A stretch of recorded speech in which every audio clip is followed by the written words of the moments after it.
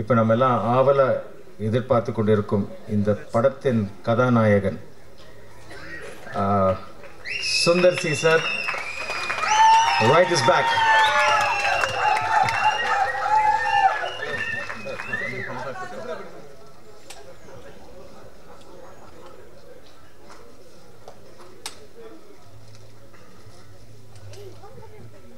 வந்திருக்கும் மேடையில் வந்திருக்கும் பெரியவர்கள், நண்பர்கள், பத்திரிகை, மீடியா, சகோதர சகோதரிகள், அப்புறம் தயாரிப்பாளர் பிரபார் சாரோட சொந்தங்கள்லாம் வந்திருக்காங்க.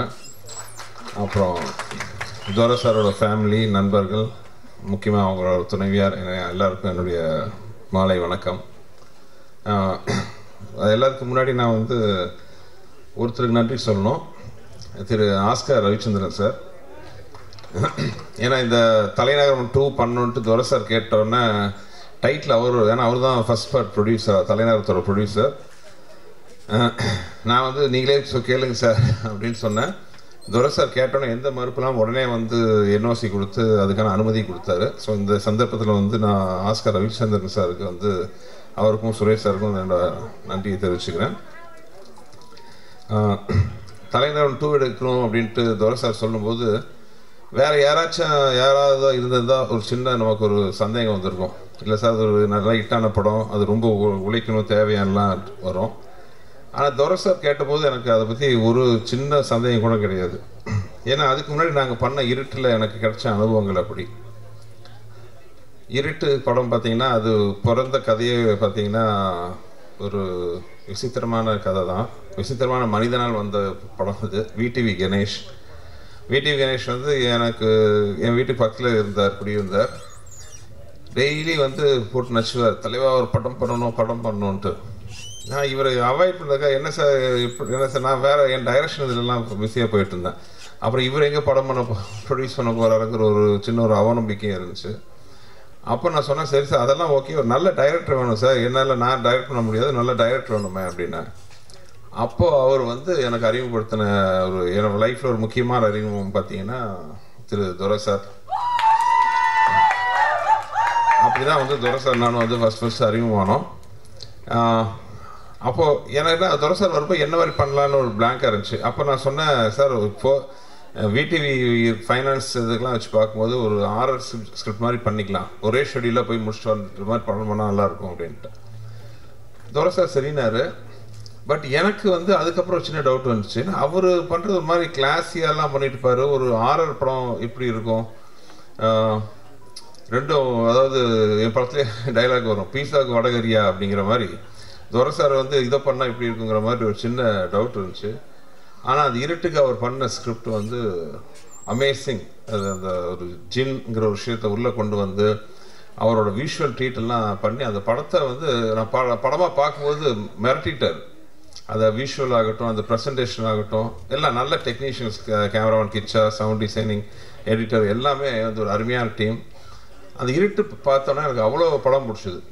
ஆக்சுவலாக வந்து அந்த இருட்டு படம் அதோட வெற்றியை வந்து நாங்கள் பெருசாக அதை கொண்டாடிக்கல. ஏன்னா எந்த காலத்துலேயும் வந்து நான் வந்து ஒரு படம் ஜெயிச்சா ஆஹா படம் ஜெயிச்சிருச்சு, அடுத்த படம் இதோட நல்லா பண்ணணுன்னு ஓடுவேன். படம் தோற்றா ஆஹா படம் ஊற்றிக்கிச்சு, அடுத்த படம் ஒழுங்காக பண்ணணுன்ட்டு ஓடுவேன் ஒழிய என்றைக்குமே வந்து படத்தோட வெற்றி விழா அதெல்லாம் கொண்டாடினதே கிடையாது. இன்ஃபேக்ட் பார்த்தீங்கன்னா மிஸ்டர் அனீஷ் இஸ்டியர் அவர் தான் சொன்னார், இது இருட்டு வந்து இந்தியிலேயே எவ்வளோ பெரிய வெற்றிங்கிறது வந்து அவர் ஒரு டாக்குமெண்ட்டாக அனுப்பிச்சிருந்தார்.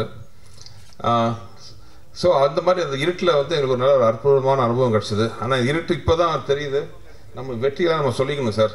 ஏன்னா இப்போலாம் ஃபஸ்ட்டு ஒரு படம் ரிலீஸ் ஆகி டைட்டில் முதல் ஷோ ஓடும்போது வெற்றி விழா கொண்டாடி மாலையை மாற்றி பார்ட்டி வச்சுக்கிறாங்க.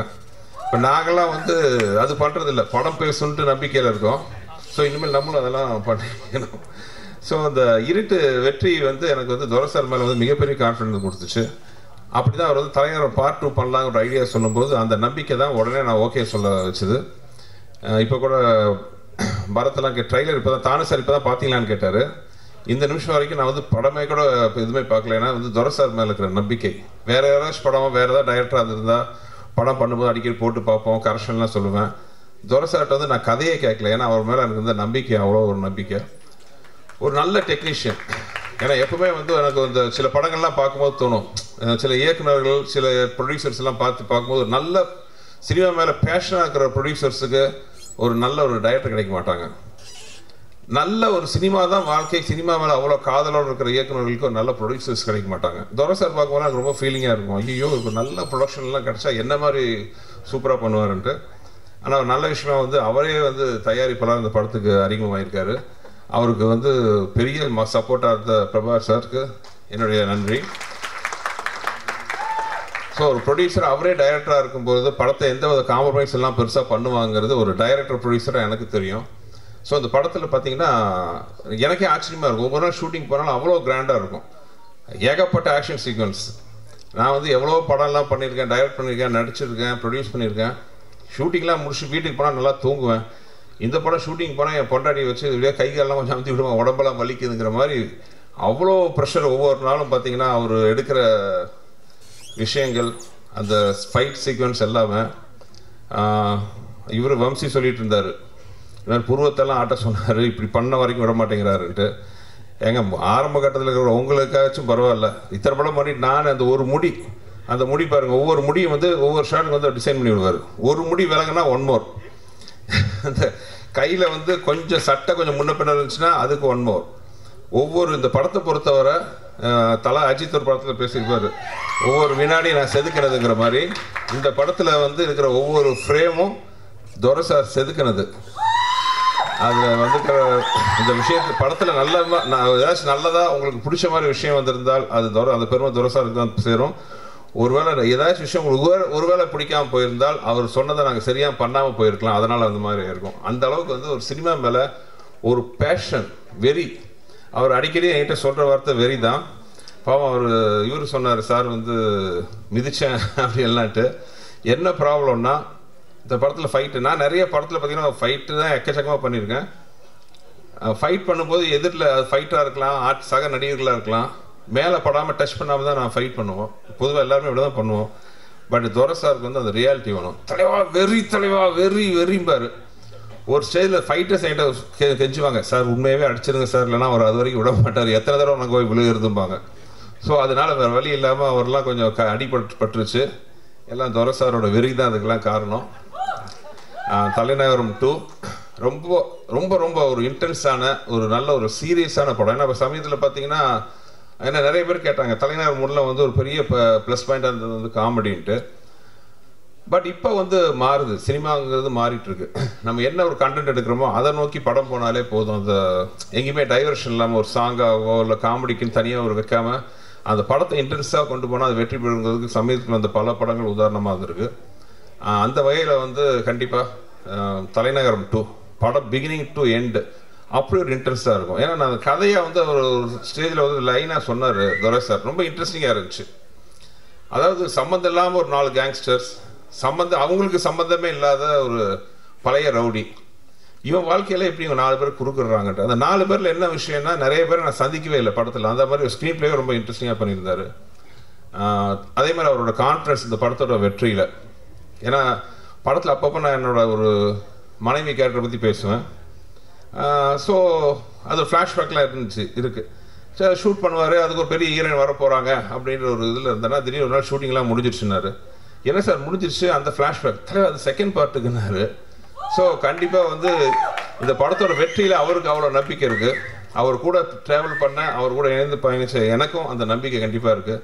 ஸோ தலைநகரம் 2 வந்து எனக்கு இந்த அரண்மனை மாதிரி தலைநகரம் 2, 3, 4 துரை சார் டைரக்ஷனில் போகணுன்ட்டு அடிக்கடி அவர் சொல்லுவார் என்கிட்ட, நீங்கள் கும்பிட்ற முருகனும் நான் கும்பிட்ற அல்லாம துணை பண்ணுவாங்கன்ட்டு. அவங்கள வேண்டி வேண்டிக்கிறேன். அப்புறம் இந்த படத்துக்கு வந்து திரு சுப்புலட்சுமி மூவிஸ் திரு விவேகானந்தர் சார் வாங்கியிருக்காரு. ஒரு சீனியர் மோஸ்ட், இன்றைக்கி தான் சந்தித்தேன், ஒரு சீனியர் மோஸ்ட் தயாரிப்பாளர், விநியோகஸ்தர், பெரிய வியாபாரத்தில் கொடி நாட்டினவர். அவருக்கு இந்த படம் பெரிய வெற்றி அமைஞ்சு இந்த மாதிரி நிறைய படங்களை அவர் வந்து வாங்கி பல பேருக்கு வாழ்வு அளிக்கணும்ன்ட்டு கேட்டுக்கிறேன். அப்புறம் இன்னொரு முக்கியமான மென்ஷன் திரு மது, நண்பனுடையான் படைக்கஞ்சான்ங்கிற மாதிரி வந்து துரை சாருக்கு ஒரு ரைட் ஹேண்டாக வந்து பல டென்ஷனை தாங்கிட்டு ஒர்க் பண்ண மது, கூட கேமராமேன் கிச்சா, ஒர்க் பண்ண எல்லா டெக்னீஷியன்ஸ்க்கு எனது வாழ்த்துக்கள். இந்த படத்தில் மாபெரும் வெற்றி அடையணுன்ட்டு நீங்கள் எல்லாம் வந்து உங்களுக்கு சப்போர்ட் பண்ணணும். நன்றி.